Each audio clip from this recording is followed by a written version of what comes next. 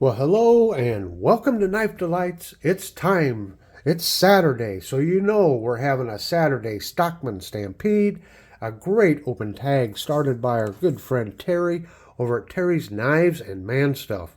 Please go over and check out his channel. He's got a lot of fantastic videos and he's just a great gentleman to listen to. That's Terry's Knives and Man Stuff. Go check it out today. Give him a sub. Okay, on the table today, we got another Stockman. I've done a video on this before, but I thought it's worth breaking out again. And this is a double eagle. And it's part of the Frontier series that was made by Imperial. There's a nice shot there at that blade. Now this is part of the Powderhorn series, actually. To be more specific, you can see down there it says Frontier, and then it's got the Powderhorn. We turn it over here. You got the model number 4135, and then what's it say? Imperial and USA. Stainless steel. Yeah. So the Frontier Powderhorn series was made between 1976 and 1985. The Double Eagle brand was the only one to use the wooden handled knives. So it's got the wooden scales here. We do know that the blade steel is stainless. You have some that have like Delrin scales, but they're high carbon steel. Let me see. The way they are marked is the first two numbers are the series, the third number is the number of blades, and the fourth number is the scale material. There were a series of 9 folding knives made, and there were some fixed blades made. Yeah. Now, I believe the steel in this was 440A. So what I thought I'd do here is it is kind of a medium Stockman. So I thought I'd kind of show it next to a Buck Cadet, the 303 Cadet. That's kind of a knife that everybody's familiar with. I just thought we'd just take a look, see what the differences are. Each knife maker does things just a little different. So look at that. Let's look at these clip points.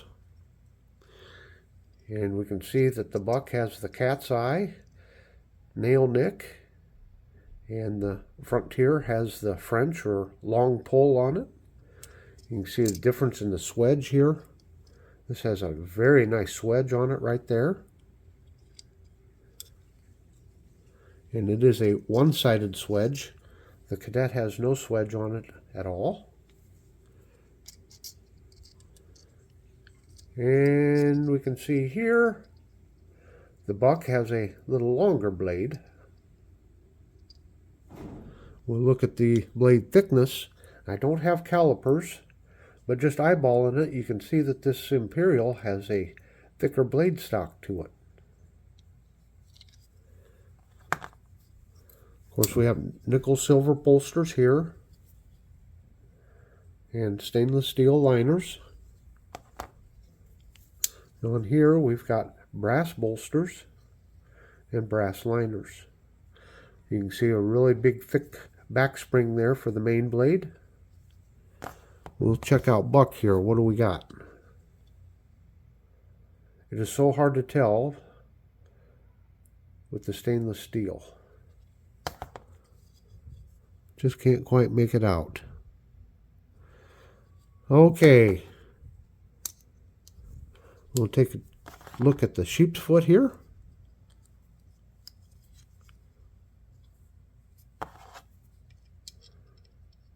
Here's a look at the sheep's foot. Again, the Buck looks to be just a little bit longer there. And we'll look at the spay blade, everybody's favorite blade here.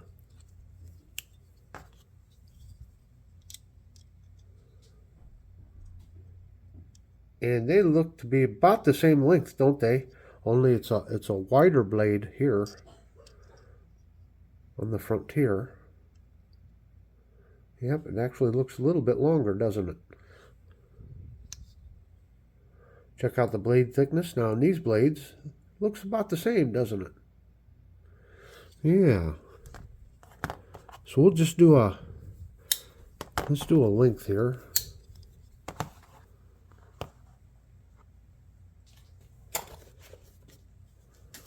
Just check them out here. Let's put them on one on top of another.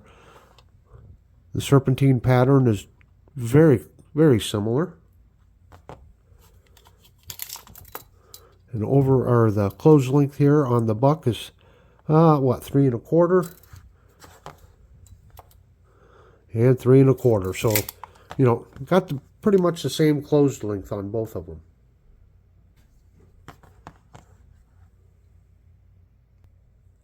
Well, just for kicks and grins, why don't we just throw them on the scale here quick? See if we can get a weight on them. I'll bet you they're pretty similar in weight. Oh, we got too much glare here. Pull that aside a little bit so we can read that number better. So here's our Frontier Stockman. And it's going to come in at 1.8 ounces. And we got our buck. 1.9, so very, very similar in weight, which is kind of what I expected. They felt like they weighed about the same. Of course, now on the buck here, this is Velox, is what Buck calls it. Some sort of a thermoplastic derivative. And you can see that there's only one pin on the buck, and that's the pin that goes all the way through for the back springs. But with the wooden covers, why they've got the 2 additional pins, one on each side to actually pin those covers on.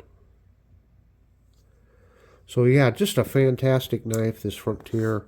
A great series of knives. I've got some other ones, and maybe I'll break them out again.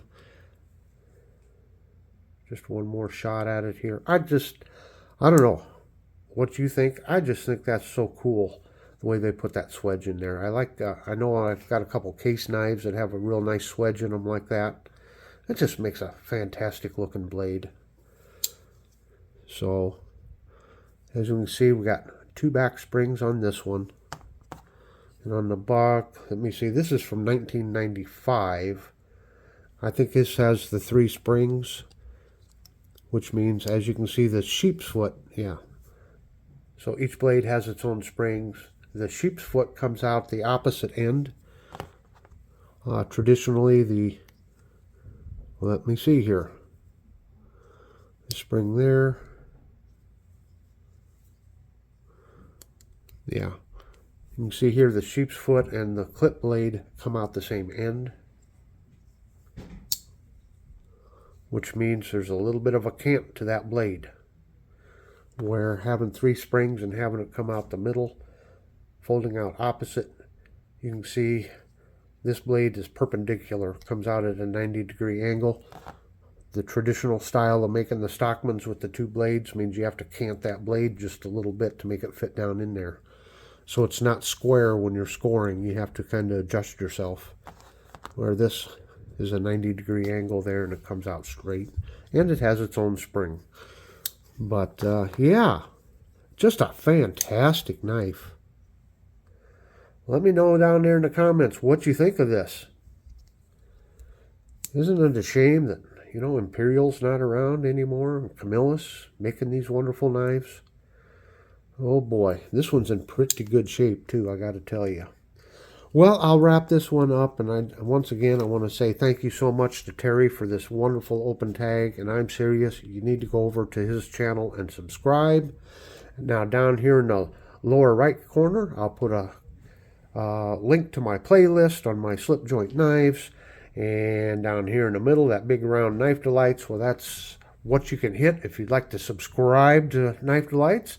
And down here in the lower left-hand corner, well, that's just the next video that YouTube recommends. So until next time, have a very delightful day.